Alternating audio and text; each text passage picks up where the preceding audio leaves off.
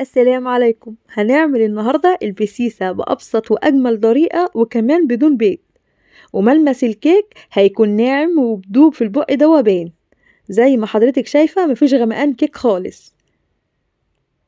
يلا بينا نشوف الطريقة على طول. أول حاجة هنحضرها هو الخلاط.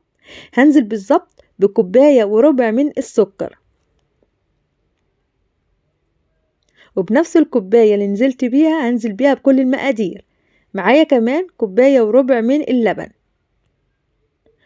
ولو قوام الكيك هيطلع معانا تقيل هنزود لبن في اخر الفيديو وهقولك بالظبط خدت قد ايه من اللبن. معايا بنفس الكوباية نص كوباية من الزيت ومعلقة كبيرة من السمنة.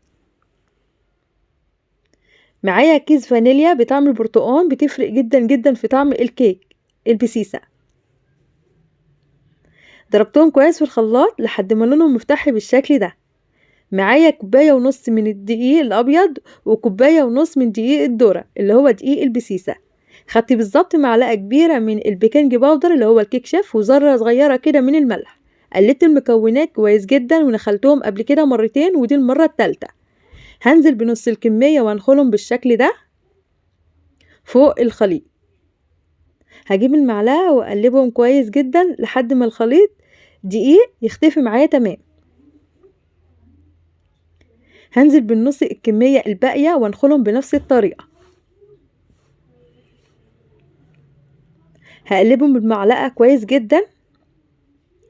زي ما انت شايفة حضرتك قوام الكيك تقيل، هنحتاج نص كوباية من اللبن. يبقى كده مقدار اللبن كوبايتين الا ربع من اللبن بالظبط، وده كمان حسب قوام الدقيق اللي هتستخدميه، وهو ده قوام البسيسة المظبوطة، لا تقيل قوي ولا خفيف. مقاس الصينية اللي انا استخدمتها مقاس 24، دهنتها بمادة دهنية وبطنتها بالدقيق. هنزل بقوام الكيك واخبط الصينية كام خبطة حلوين عشان تطلع اي فراغات هواء. هتخش الفرن سابق التسخين على درجة حرارة 180، هتقعد من 45 ل 50 دقيقة. وزي ما انتوا شايفين قوام الكيك حلو جدا ومرتفع. لو وصلتوا لحد هنا ما تنسوش تعملوا لايك واشتراك للقناة وتفعلوا الجرس ويوصل لكم كل جديد بإذن الله. شايفين قوام الكيك عامل ازاي ومفيش غمقان في الكيك خالص. عايزه اقولك ان بيدوب في البق دوبان مش بيشرق خالص.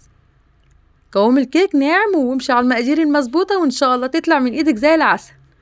اشوفكم في فيديو جديد، مع السلامه.